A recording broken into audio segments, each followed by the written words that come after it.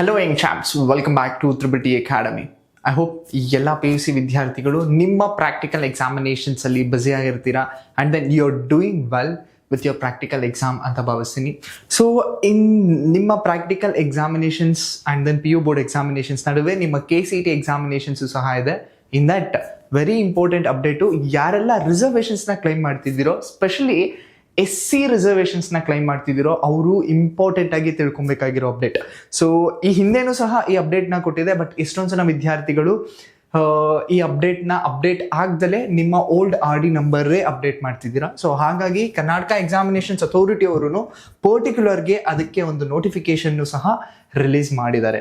So according to this ಈ notifications ಪ್ರಕಾರ ಏನು ಹೇಳ್ತಿದೆ ಅಂದರೆ, ಯಾರೆಲ್ಲ KCET 2026ಗೆ ಅಪ್ಲೈ ಮಾಡ್ತಿದ್ದೀರೋ, ನಿಮ್ಮ ರಿಜಿಸ್ಟ್ರೇಷನ್ ಮಾಡ್ಕೊಂಡಿದ್ದೀರೋ, specially SC schedule caste category ಅವರು, ಸೊ ಅವರು ನಿಮ್ಮ RD ನಂಬರ್, ಓಲ್ಡ್ RD ನಂಬರ್ನೇ ಅಪ್ಡೇಟ್ ಮಾಡ್ತಿದ್ದೀರಾ.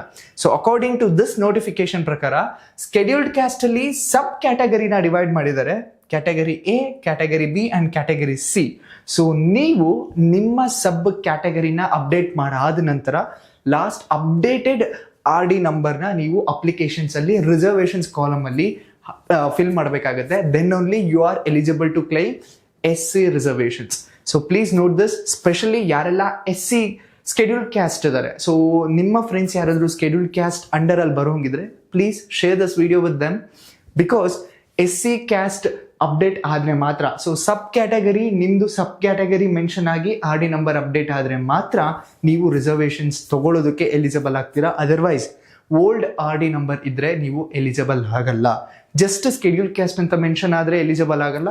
ಕ್ಯಾಟಗರಿ ಎನಾ, ಕ್ಯಾಟಗರಿ B ಅಥವಾ ಕ್ಯಾಟಗರಿ C ಅಂತ ಮೆನ್ಷನ್ ಆಗಿ ಅಪ್ಡೇಟೆಡ್ RD ನಂಬರ್ ಇದ್ರೆ ಮಾತ್ರ ನೀವು ರಿಸರ್ವೇಷನ್ಸ್ ಕ್ಲೈಮ್ ಮಾಡೋದಕ್ಕೆ ಎಲಿಜಿಬಲ್ ಆಗ್ತೀರಾ. ಎಲ್ಲರೂ ಯಾರೆಲ್ಲ ಅಪ್ಲಿಕೇಶನ್ಸ್ ಹಾಕ್ತಿದ್ದೀರೋ, ಸೊ ನಿಮ್ಮ ರಿಸರ್ವೇಷನ್ಸ್ ಯಾವೆಲ್ಲ ರಿಸರ್ವೇಷನ್ಸ್ನ ಕ್ಲೈಮ್ ಮಾಡ್ತಿದ್ದೀರೋ ಆ ಎಲ್ಲ ಡಾಕ್ಯುಮೆಂಟ್ಸು ಅಪ್ ಟು ಡೇಟ್ ಇದೆಯಾ ಅಥವಾ ಕರೆಕ್ಟಾಗಿದೆಯಾ ಎಲ್ಲ ಚೆಕ್ ಮಾಡ್ಕೊಳ್ಳಿ. And then very more important, ನಿಮ್ಮ ಆಧಾರ್ ಕಾರ್ಡಲ್ಲಿರೋ ನೇಮು ಆ್ಯಂಡ್ ದೆನ್ ನಿಮ್ಮ SSLC ಮಾರ್ಕ್ಸ್ ಕಾರ್ಡಲ್ಲಿರೋ ನೇಮ್ ಮ್ಯಾಚ್ ಆಗ್ತಿದೆಯಾ ಅದನ್ನೂ ಸಹ ಇಂಪಾರ್ಟೆಂಟು, ಅದನ್ನು ಸಹ ವೆರಿಫಿಕೇಷನ್ಸ್ನ ಮಾಡ್ಕೊಳ್ಳಿ. ಜೊತೆಗೆ ನಿಮ್ಮ ತಂದೆ ತಾಯಿ ಪೇರೆಂಟ್ಸ್ ನೇಮ್ ನಿಮ್ಮ SSLC ಮಾರ್ಕ್ಸ್ ಕಾರ್ಡಲ್ಲಿ ಮ್ಯಾಚ್ ಆಗ್ತಿದೆಯಾ, that is also very important. ಅದನ್ನು ಸಹ ವೆರಿಫೈ ಮಾಡ್ಕೊಳ್ಳಿ before you are applying for KCET 2026. So I hope this information is helpful.